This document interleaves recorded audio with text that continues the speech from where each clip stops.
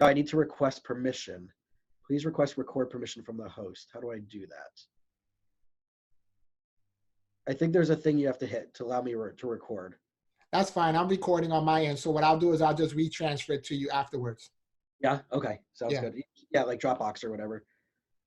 Cool. Yeah. All right. I have Google Drive. You have Google Oh, you Drive? got Google Drive? Yeah, you can Google Drive it. Okay, Yeah. cool. Yeah, that's All fine. right, cool. So it's already recording on my end. Beautiful. All right. Awesome. Nice. Hey, everybody, welcome back. Today we welcome an amazing person who, along with his wife Drea, has become a really good friend of mine here in South Florida over the past 2 years. Jose Flores is a CEO and founder of Indispensable now. He's a certified Les Brown speaker, trainer, and coach, consultant, and author of the book Don't Let Your Struggle Become Your Standard. He educates, inspires, and engages individuals and businesses to strengthen their mental toughness and to develop into indispensable leaders by connecting with them, touching their hearts, and giving them a fresh perspective. Jose, thanks so much for hanging out tonight. Hey, man, thanks for having me. I've been looking forward to this for a while now, man. Right? It's the good things that we have to keep pushing and pushing, and life happens and gets in the way. Right? We both got sick, and thankfully we're both doing relatively okay and relatively better. Yeah. So for people who haven't heard of you, I know that like you're making quite a buzz here in South Florida, and you're traveling a little bit more. But for those listeners who are outside of South Florida, start off with who you are and where you come from. Yeah, so I was born in Bronx, New York, so I'm a city boy, New Yorker all the way, home of the Brave, Yankees, and Giants. You know what I'm saying? Yep. But yeah, I had a great childhood. I grew up in the city. Had a phenomenal family, phenomenal childhood, phenomenal upbringing. Went to private school for 8 years, and then when I went to high school, went to public school. We actually moved out of the city a little bit upstate New York. Because obviously, my parents didn't want me going to high school in the Bronx because, you can become a product of your environment, right? Yeah, I had a great childhood, but, I was born with a neuromuscular condition called spinal muscular atrophy. It is in the muscular dystrophy family, just like ALS, ice bucket challenge, and several others. I think there's 42 or 43 different types of muscular dystrophies. Mine is called spinal muscular atrophy. And what that basically does is the older I get, the weaker my muscles get. So there's a deficiency in one of the motor neurons. And, I don't usually like to get too scientific because most people aren't into that type of stuff, but there's a deficiency in one of my survival motor neurons. They call it SMN1. And because there's a deficiency, that's what causes my body to get weaker as I get older. But like I said, when I was young, I was able to walk and run, ride bike, climb trees, do all the stuff that, healthy young boys do. But then when I got into high school, that's when, my body really started to, this condition really started to kick in and my body started to give up on me. And it was difficult because, high school, that's like a big thing. You're in high school now, you're trying to figure yourself out, identify with who you are, who you want to become, who you want to be around. And at the same time, I got this thing attacking my body and I'm like, what the heck is going on? And so high school was fun, but it was also difficult towards the latter part of my high school years, junior, senior year. That's when it really started to kick in heavy. And it started to become difficult for me to, just get dressed and go up and down the stairs and sit and stand. I can still do it, but it just became more difficult. And so the funny thing about this condition is that it doesn't just kick in from one day to the next. It's like a very slow progressive condition. So I don't keep track. I couldn't keep track of when I stopped being able to lift my arms above my head or bend over or get up or just do certain things on my own. I just know that every couple of years, there was a new level of decrease in mobility. And with that new level of decrease of mobility, I was, my whole life, man, I've always had to learn how to adapt and adjust, not only physically, but mentally with the new level of decreased mobility that I had to deal with and persevere through, right? And so the doctor said that by the age of 15, I would end up in a wheelchair. That didn't happen until I was 22 years old. So again, you can imagine another pivotal moment in everyone's lives. It's like 21, 22, you're like an official adult now. You're going to go see what life has for you. And here I am, and I lose my ability to walk from one day to the next. So that was horrible in itself. And then they weren't even expecting me to live past my teenage years. But the good news out of all of that is that I'm still here. I'm still kicking life's butt. This actually, I don't know when this is going to be dropping, but February of this year, 2020, I'm going to be turning on the 25th, 43 years old. So, Happy you know, birthday. thank you, man. Still kicking life's butt, brother. Yeah. So go back to this high school, right? So you're in high school, and that's the time where like identity is really being formed, and peer pressure is probably at its biggest. Yeah. And developmentally, right, you're trying to figure out where you want to go, where you want to be, and you're dealing with this medical issue. What was that like for you? Because you said like I had to constantly change my mindset.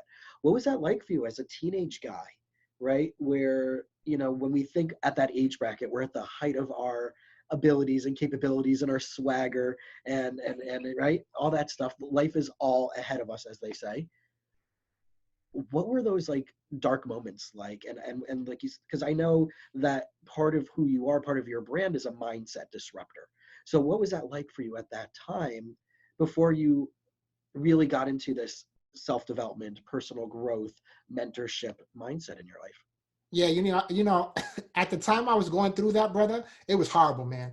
It was horrible. But I definitely believe that going through that is what and is what made me who I am today. Is what made me who I am today. But in high school, man, like you said, you're trying to figure out who you are, what you want to do with your life when you graduate. And, most people are thinking about college and careers. And to be honest with you, man, I was just thinking about staying alive. The doctor said they weren't even expecting me to live past my teenage years. So in my head, I'm in survival mode. I'm like, man, I just gotta survive to live. I wasn't thinking about college. I wasn't thinking about a career because to me, none of that was going to be attainable for me. So I didn't put too much thought on it. I was just trying to say like, just live one day to the next. But, like I said, it was very, very difficult because there were times, man, I was so afraid to even leave my house because this condition, as it started to progress, my leg would just give out and I would fall on the floor at random moments, brother, at random moments, at random times, unexpectedly. And because it was weakening my body, I couldn't break the fall. Like, how like when you trip, you can kind of catch yourself and whoa, whoa, whoa. But for me, if I trip, I'm going down, bro, like a sack of potatoes. And I can't even begin to tell you, man, how many, bones I've broken and scars I have on my head and on my body from the falls, from banging into stuff and hitting my head on the corner of a shelf and busting my head open. But, you know, I would just drop like a sack of potatoes. And I was scared to go outside, man, because I would hate to be, and it's happened to me. I'd hate to go to the mall, to the movies, to the pool, to the beach, and my leg give out and I fall. Cause when you're a teenager, man, that's, people can be really cruel at that age. And they're laughing. They don't know that I'm dealing with a situation, but they're just laughing because somebody fell and they think it's funny. And so that type of environment and those type of scenarios and situations I would dread them, brother. I would like, and when I would go out, I would be praying the whole time, like, God, please don't let my leg give out. Please don't let my leg give out, and that's how I lived my teenage years. Like I said, I did have fun, but I lived a lot in fear, bro. I lived a lot of years in fear because of what could happen to me if I would go out in public and how people's reactions would be towards me. And so I kind of like, I felt like I missed out on a lot of things that I could have done because of this condition and, worrying about what people thought about me or worrying about what people would say about me. And so sometimes I would even lie and be like, oh, I don't feel well or my legs hurt. And I would just stay home. I'd make up excuses not to be out and about. And, that's one thing I regret, doing. But again, you're a teenager, you don't really know what's going on. You're trying to deal with this condition. You don't even know what the heck, why you have the condition, how'd you get it. And as a teenager, I wasn't really researching too much of it. I just knew I had this condition and I knew it was going to take its course, but I really didn't. I was like a little in denial too. I didn't want to pay too much attention to it or give it too much energy because again, I was in survival mode and I'm just trying to get from one day to the next, and live and stay alive. How many times do you find, like, because now that we're going to fast forward a little bit and then we're going to come back, but how much do you find that people out there, and I see this all the time in my practice as a therapist, is that they're doing that same mindset. They're just going through day to day to survive. There's no strategic planning. There's no long-term perspective. And I know that when our fight or flight, our reptilian brain kicks in, right? That base survival instinct kicks in. It's very hard to think rationally. It's very hard to think purposefully. How did you start to get control over that aspect of your thought process? Well, when I was going through those years, I always felt like I would never be able to do anything great in life. I thought that I would never be able to do anything of significance. I thought I was just going to be an average or below average Joe Schmo, from around the block. And it really kicked in for me, man. I was on disability checks for a little while. Actually, I was on survivor benefits because my dad was a Marine who passed away. So I got survivor benefits from that. But then when I turned 18, it turned into disability because I was disabled. And so, man, I just got to the point where I was getting sick and tired of being sick and tired and just living off of a measly 800 and some change dollars a month. I'm like, man, I can't do anything with this. Like, that really was an eye opener for me because I was really thinking about other people who are disabled or who are on Social Security and they're getting like that fixed income. Like, I don't know how those people survive like that, brother. Like you talk about survival mode. I don't know how those type of people who are getting those type of checks can survive off of that type of government assistance. So for me, I was like, man, I can't like live a good life living like this. I couldn't see myself living the rest of my life on disability. So I went out and tried to get a job. And obviously I just thought that I would be good at a desk job, like some type of customer service or something, and just have a keyboard, a phone, a headset, and a mouse, and I'd be okay. So I started working in corporate America for a company, a timeshare company, who I was actually with them for like 10 years. And I moved up. I started like in the trenches and I worked my way up all the way up to manager position, which I always felt pretty accomplished because of that. And, being in a wheelchair and being able to like get the positions that normal people, would normally get, and I would get those positions. So I don't have a college degree because again, college wasn't even on my mind, but I have a ton of experience and I have a lot of common sense, right? Which I'm thankful for because common sense isn't so common nowadays, right? Exactly. And that actually makes the biggest difference in the world. You can have the best college degree in the world, Harvard, whatever it is, but common sense I see people come in all the time and they may be well educated in the traditional sense, but their ability to just interact with people is so lacking, or knowing how to connect or knowing how to bring value to others. And I think that's one of the things that since I've met you, I know that you're so good at. Like you said, customer service is really at the end of the day what you're doing, Yeah, right? When you're speaking and you're engaging with people and all those different things. And it doesn't matter what someone's background is. that's right. We're gonna connect based on whatever that pure level of being curious and wanting to have interest in that person's life. So at that point, who came first, your wife or Les Brown? My wife. Okay, so Yeah, how my that wife. Yeah, actually, I met my wife at the timeshare company that I was just telling you about. She worked there as well, and she worked there before me, actually. So when I worked there, she was already there. And, we met, excuse me, we met, and we had a group of friends that we used to hang out with. And we would, at our job, they have this thing called VTO, which is voluntary time off. So like in the timeshare business, there's like high season and low season. So during the low season where it wasn't so busy, they would let you, leave work early, depending on the call volume and things like that. And you can voluntarily leave. You don't have to use vacation time or anything like that. You would just take it unpaid. So sometimes we would use our vacation time and sometimes we wouldn't. It just depends on where we were at, right? So we had a group of friends I would say about maybe 7 or 8 of us that we would do the VTO and we would go to the beach, downtown Fort Lauderdale, or we'd go to Movie Co. and watch some movies, or we'd go to somebody's house and just kind of hang out and play games.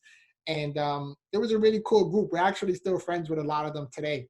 And that's how we met. We were just really good friends at first. And one thing that really attracted me to her was that the first time she offered to lift me up, because at that time I used to use a little scooter, not a wheelchair.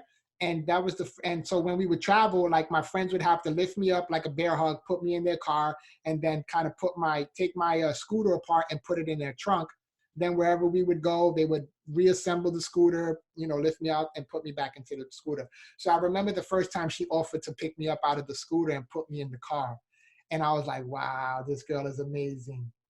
And so, I didn't think anything of it, but I started feeling like, something could be there. I wasn't really sure, but, so she lifted me up, no problem. Like just picked me up. I'm 150 pounds dead weight. She just lifted me up, threw me in the van. I was like, whoa, this chick is pretty strong.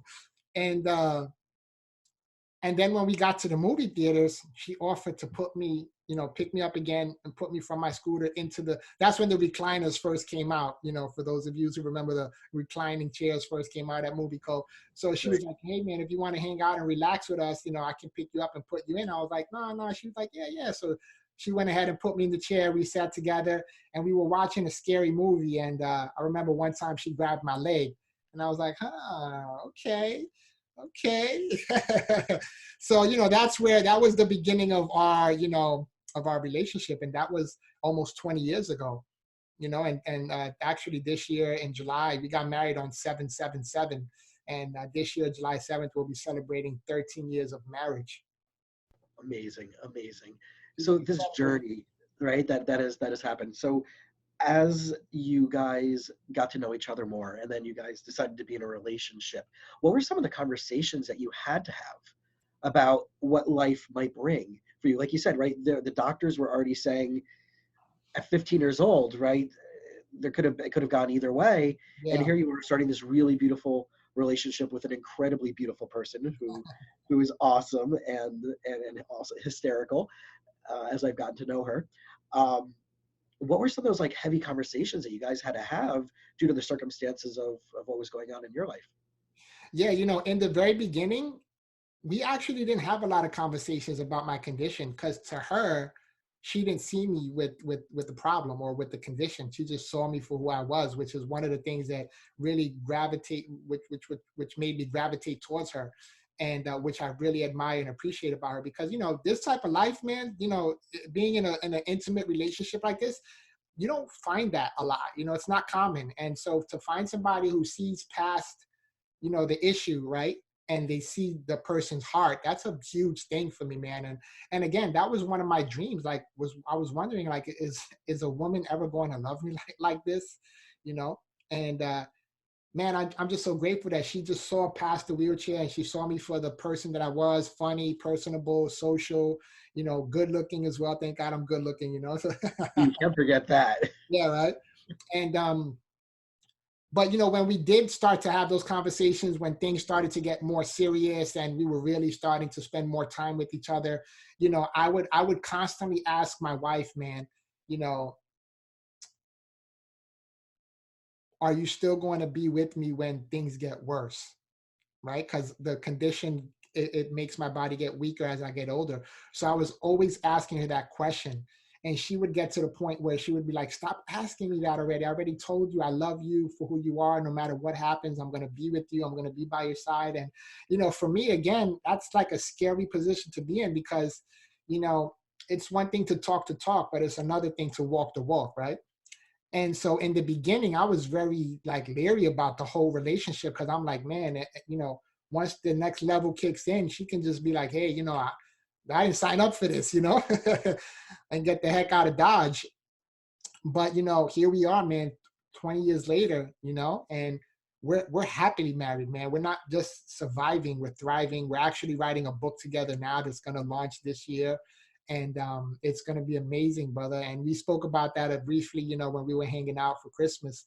And so we're writing that book now together because we feel like we have experience and we've overcome a lot of the odds, right? Like people saying like, actually, it's funny. My wife and I joke around all the time that there were people that came to our wedding that were married that now are not married anymore. Like about 5 different couples that were at our wedding were married and they're no longer married. And here we are, dealing with the same things that every other marriage deals with. But on top of that, you throw the wheelchair into the mix and that's like a whole nother ball game now. And we're still here thriving, happy, and moving forward, man.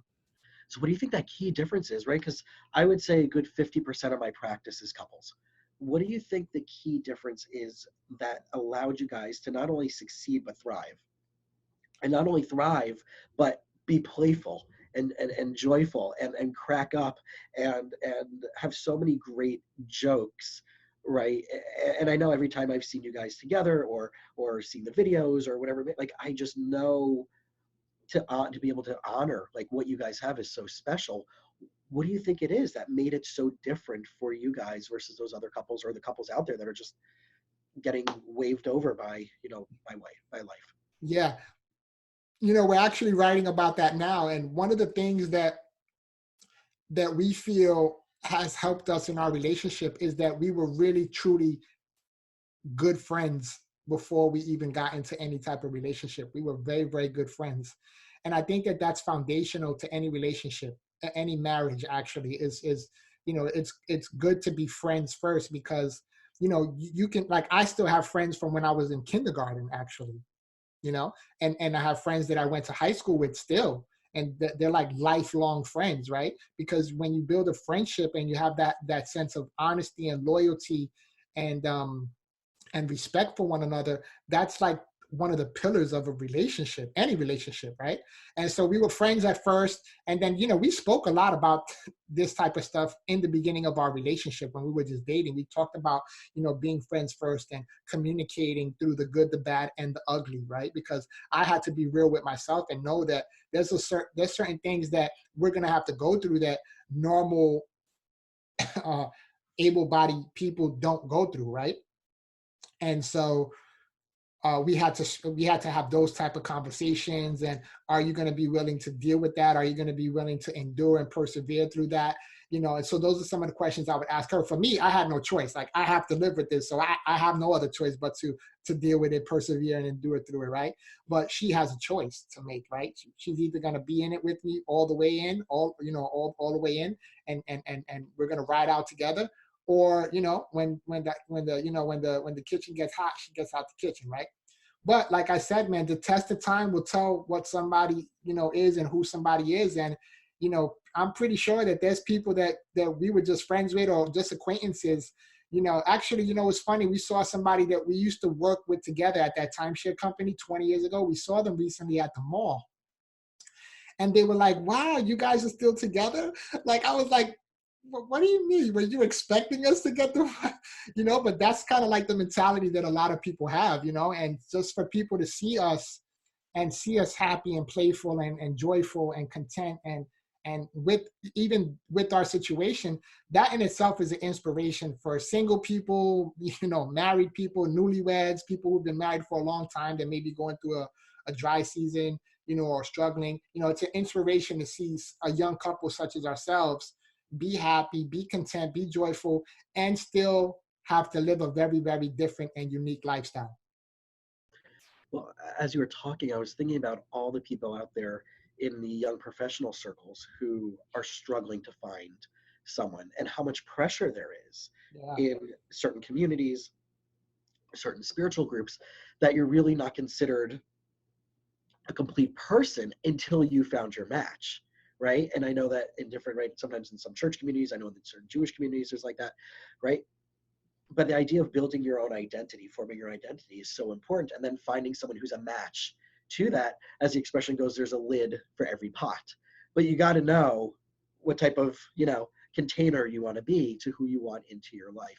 So when you started talking about her values, when you started talking about how she treated you, when you started talking about how she looked at you as a whole person, not because of a disability, that's what I want people out there to hear, is on the deeper level, when people, especially today with so much of this like throwaway culture, right, and the swipe left, swipe right culture, what are the deeper things that we need to look for?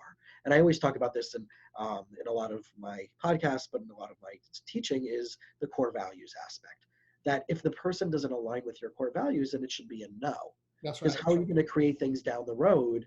You're going to avoid so many arguments. You're going to avoid so many fights. You're going to avoid so many disagreements. Now, there's still going to be stuff that comes up in any relationship, as it should. And arguing and disagreeing is not a bad thing. It's how you resolve that. But at the end of the day, you got to find that perfect balance and match for that. Okay.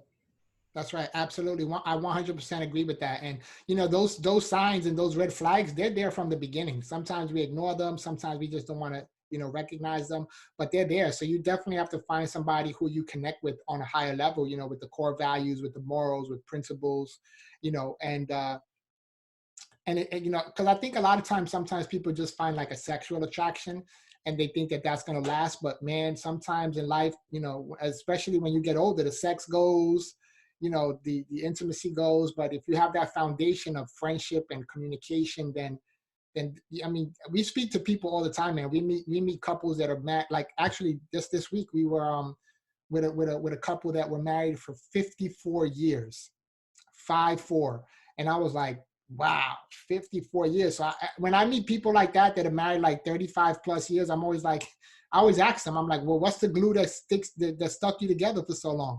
And, we get so many different answers, but the common theme behind that question is always, we love each other and we communicate about everything. That's the two most common themes that we hear, and we compromise, right? And so we just love meeting people like that because it helps us out, in our relationship, but it also helps us when we're writing our book now, we have so much information that we're going to be putting out there. We're super excited about that, by the way. We're making a curriculum. There's going to be a journal and a calendar that goes along with it because we have this really cool concept that we incorporated in our marriage.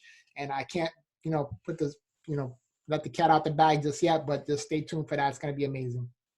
Incredible. And speaking of incredible communication, let's go into the whole Les Brown story, because one, probably a lot of people have never heard the name Les Brown, but I would love to hear for you to share, one, how you got connected, and two, how you built this lifelong personal relationship with him and what that's done for you and how that brought you to becoming a speaker. Yeah, absolutely. So, man, meeting Les, that changed my life, man. Changed my life completely. So, like I said, I was in corporate America for almost 20 years. And again, I got just sick and tired of just, reaching my lid, so to speak, right? Where like we were talking about. So I felt like I kept reaching my lid because I didn't have a college degree. I couldn't get to certain promotions or positions because of that. And I think that was hindering me a little bit, even though I had a ton of experience, but I was like, all right, cool, it's whatever. So I was like, well, what else can I do? I've been doing this desk thing and, I did sales, customer service, retention, all different type of positions and departments within the organizations. And again, I just kind of got sick and tired of this being at that place. And I said, well, I can't use my arms. I can't use my legs. I can't do this. I can't do that. And it was a mindset shifting that said, okay, well, you can't do all those things. All right, we already know that. Well, what can you do, Jose? And I said, what do you have that you can use? And I said, well, I still have my voice, and I have my mind. I have a sound mind. I have a voice. And I said, well, I've always been a motivator. I've always been an encourager. I've always inspired people. And so I said, let me look into this. So I YouTubed motivational speaking and speakers, and a bunch of them came up, but the one that resonated with me the most was Les Brown. So he was my mentor before I even actually met him in person. And I followed everything he did, watched all his videos, followed his social media, his website, everything. So I found out that he was coming down here to Fort Lauderdale, and it was an event he was going to be speaking at. He was on tour. So I was like, man, we got to go. I told my wife, we got to go see this guy. So we went, and it's a funny story, and it's in my current book that's out right now. That's called Don't Let Your Struggle Become Your Standard. I really talk about it in detail because it's really a powerful story on how that whole thing happened. But, to make a long story short, I saw him the first time speak. I couldn't catch up with him then. Saw him a second time and actually spoke on the same stage with him that second time. And that was that was actually the largest group of people that I've 3,500 people that I've spoken in front of. And I shared the stage with him and I saw him, but I didn't get to, by the time I got backstage to meet him, he already left the building. So, then the third time, three times is a charm. Third time is a charm. So I finally caught up with him in Miami. So first we started out in Broward, then we went to West Palm Beach, then we went to Miami. So I went through 3 different counties chasing this guy, trying to meet him and catch up to him. So it's finally in Miami. He was speaking in the Dolphin Stadium. And that's where I met him. And I finally saw him. We locked eyes. He saw me. And it was almost like we couldn't stop looking at each other. And so as he got closer to me, there was people around him wanting to take pictures and shake his hand and everything. And as we got closer, we kind of did one of these to each other, right? And little head nod. And so he came up to me and I was like, hey, man, I just want to can I shake your hand? Can I take a picture with you? He was like, yeah, man, absolutely. So we took pictures. I shook his hand. We had a few moments to talk. And I said, hey, man, you don't know, but I just spoke where you just spoke at previously. And I tried to catch up with you, but you left. And he was like, oh, you're a speaker? I was like, yeah, man, I'd love to give you my speaker kit if I can. And he was like, yeah, absolutely. So I gave him my speaker kit and he was like, is your information in there for me to get in contact with you? I was like, yeah, man, absolutely. Everything you need is there. Please reach out to me if you see that there's something that we can, connect on. So that was on a Wednesday, December of 2015. I think it was December the 17th or 18th. That was a Wednesday. That following Thursday, I go back to work, business as usual, and I get a phone call. And I'm thinking it's somebody that I had, networked with. I gave my business card to, and they're calling me to follow up or whatever. And as soon as I pick up the phone, I hear the voice, man. Les has that very distinctive voice. And I heard his voice, and he's like, hey, can I speak to Jose? And I already knew who it was, but I was like, yeah, this is him. Who's this? And he was like, this is Les Brown. Jose, how are you? And I was like, I'm doing great. Can you hold on 1 second? I put him on mute. I was like, yo, it's Les Brown. And so I was like, hey, what's up, Les? How you doing? Thanks for holding. And he was like, yeah, man. He was like, I saw your information. He was like, and I felt compelled to call you because I really think that there's something that we can do together. And he asked me if I was a pilot. And I was like, pilot? I kind of thought that was a little interesting. But the reason he asked me if I was a pilot was because on my speaker one sheet, I actually did my photo shoot in a hangar at a private airport. And I was like right in front of an airplane, like one of those private jet planes. I was right in front of that. Looked like I just came off of it. And so he asked me if I was a pilot. And I was like, no, I'm not. But, that's funny how, perception is somewhat reality, what people think, when they see stuff. And so, that was in December 2015, man. So here we are, 2020, man. And I went on tour with him 2 years ago. He did the forward to my book my current book that's out now.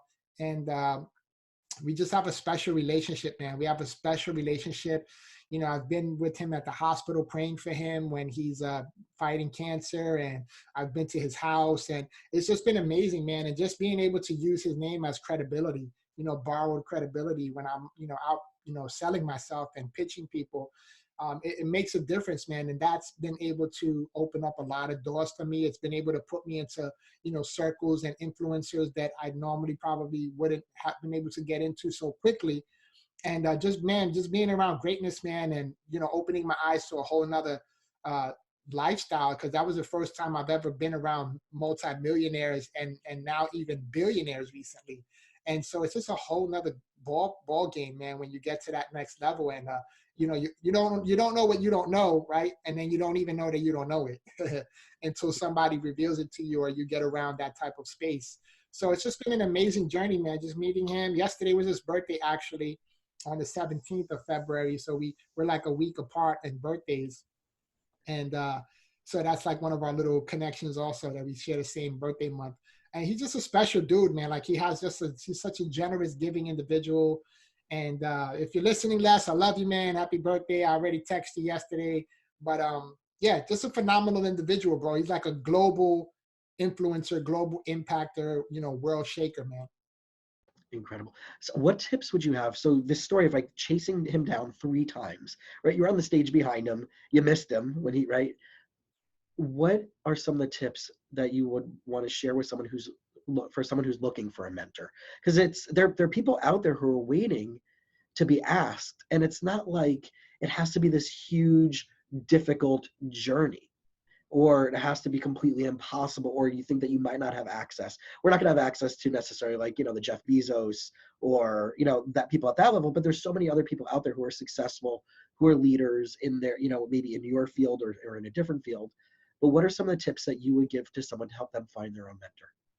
Yeah, and a lot of times, even nowadays, you don't even have to have a physical mentor, like somebody that you can physically pick up the phone and call. Like, fortunately enough for me, I'm able to do that with Les, which is a blessing. I know people who probably killed to be able to have that opportunity and that access. But, like I said, before I even met him, he was my mentor. I was following everything he did, watched all his videos, studied his stage presence, his humor, his voice tonality. And I just really did my homework, man. So you can find people now on YouTube and social media. But even like with social media, there's a lot of these influencers that are very accessible and are reachable, and will entertain you, on social media. You just slide into their DMs, right? Send them a message, and how can I, I want to do this, but I also want to add value. How can we make that happen? And don't be afraid. I think a lot of times you're afraid to just ask. And I'm a firm believer in asking, man, because you have not because you ask not, so ask more and you'll get more. I promise you, because that's how I've been able to, get to where I am today. Has a lot to do with me just asking. Like, I remember when I had to ask him to do the forward of my book, my wife was like, don't ask him. You already asked him for enough, and I was like, no, I'm going to ask him because if, you never know, right? What if he says yes? And I'm so grateful that I did ask him because he wound up saying yes and did the forward to my book. So, that's like legacy that I'm leaving behind. Well, that last bit you just said about asking and taking the risk, because I always ask this to my clients if they want to challenge themselves to do something new. I'm like, well, what's the worst that could happen? 99% of the times they'll say, well, the worst that could happen is that someone will say no. Yep. And I'm like, no, that's completely the opposite. It's completely wrong. And that's how we've been raised, right? The worst that someone can say is no. But I think if you're expecting the no, the worst that someone can say is yes, because then you got to scale your game up to be able to be the vessel to be able to receive or to do that which you're hoping will come from that experience. And I think that's where the bigger fear factor is. It's not that they're going to say no, it's what's going to happen if someone says yes to you. That's right. Right? And what I want people to hear, especially from the conversation we've had today, is how do you continuously say yes to yourself? Yes, I can do this. Yes, I'm worth more. Yes, I'm capable of doing this. Yes, it doesn't matter what my education is. Yes, it doesn't matter whether I'm having this challenge or that challenge, whether whatever it may be, is the yes to yourself, and get away from the fear of your own no. Yeah, me, even like with my kids, man, and I think that this transcends through, any age bracket, is like, try to say yes to everything you can and leave the no's to the serious stuff, right? Say yes to everything you can and leave the no's to the serious stuff. Because I think that, like you said, we're programmed, we're trained from no, like when you're a kid, everything is, can I have this? No. Can I do this? No. Can I go here? No. Can I call? No. Everything is no. But, I've really learned that even through parenting, that the more yeses you say, the more you empower people to believe that yes is possible.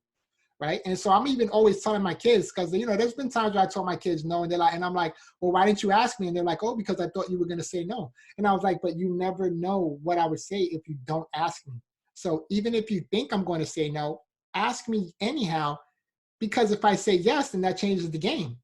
And you would never know that unless you ask me. So that I kind of instill that into them as well. Like, ask for everything and see what you get. I just had this conversation with a client of mine who works for an international business, and they're working locally in one of the stores locally here. And we're trying to figure out like what their next steps were in their career. And they're like, I said, like, within the next 3 to 5 years, like, what's your personal goal and hope for where you would be progression wise within the status of the company? And they said, well, 3 to 5 years, I'm hoping I can become like either a store or regional manager. And I'm like, okay, great. Who have you talked to in the leadership team about this? And the person said, nobody. And I said, okay, so what happens if 3 to 5 years down the road go by and no one promotes you? And they just like kind of was like, there was no response. It was kind of like this blank stare back. And I'm like, yeah, you have to ask. You have to this is what I'm looking for. This is what skills do I need? What trainings do I need? What workshops do I need to take? Who do I need to mentor? Who do I need to hang out with? But the assumption that things will just happen without asking, for most people, don't get that concept. Yeah. And then once they realized that they should have that conversation, I said, well, what happens if they say there is no possibility within 3 to 5 years that this is going to happen for you? Would you stay with that company? And the person immediately said, no, I completely would quit my job in the next 2 weeks. And I'm like, well, we just saved you 5 years of headache and then down the road, 5 years of disappointment, just by asking a question now. Is this a possibility? And if so, what do I need to do to get there to increase that possibility? Mm-hmm. And if I do that, then really what's the likelihood of me getting to this next stage of my professional career? And we have to do this in business. We have to do this in our relationships. All the time with my couples, it's the fear of asking, of the fear of being rejected and turned down, because we have an assumption that we already know what they're going to say. But I see it even with kids that I'm seeing, of what they think. I had it the other day where a kid says, I can't express this to my parents because I already know what they're going to say to me. Right?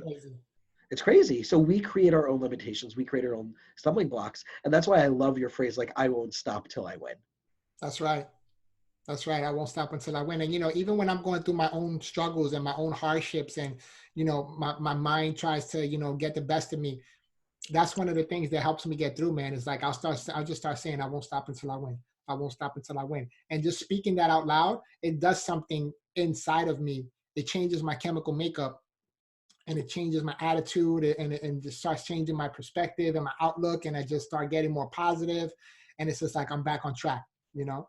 So it's like me being down and negative and having my moments. Yes, I'm human. I go through that, but I don't stay there for long because I know how to get out. And I just start speaking, saying stuff like, I won't stop until I win.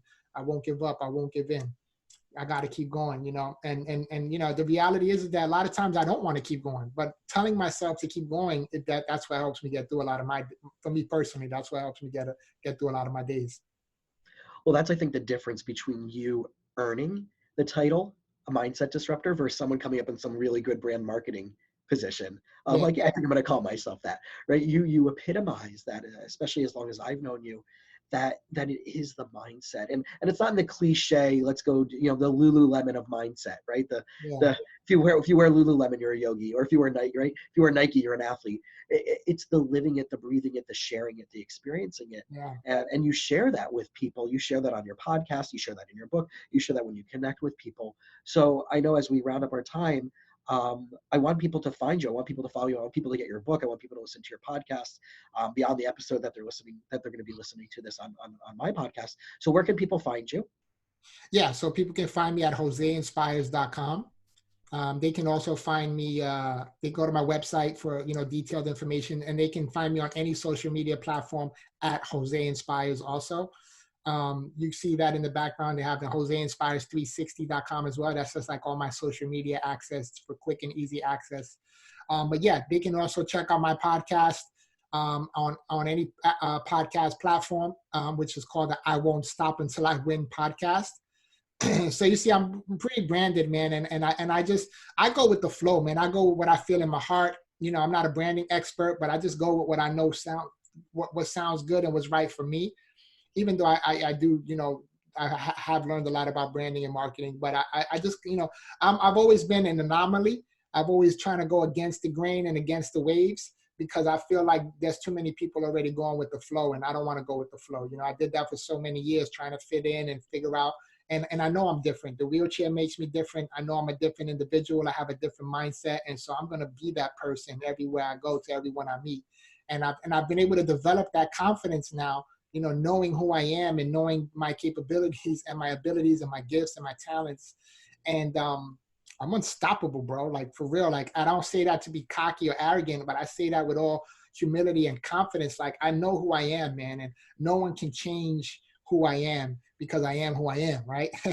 And so that's a powerful thing in itself. Once you know who you are, you don't have to, not like today, I don't worry about what people think about me or what they say about me, because I know who I am. So whatever you have to say is irrelevant to me. I already got my beautiful wife. I got my kids. We got our houses, and we're doing our thing, man. So what you have to say, unless it's positive and adding value to me, then you can go, kick rock somewhere. But yeah, they can follow me on social media, my website. Actually, what I want to do too is, for all your listeners out there, I do want to give everyone a free gift that's listening to this podcast. And matter of fact, I want you to do me a favor, because Jason's such an awesome dude. Go to iTunes, man, specifically iTunes. Go ahead and leave him a 5 stars, and leave a review. Leave a good comment if you love this podcast and all his other podcasts and his content.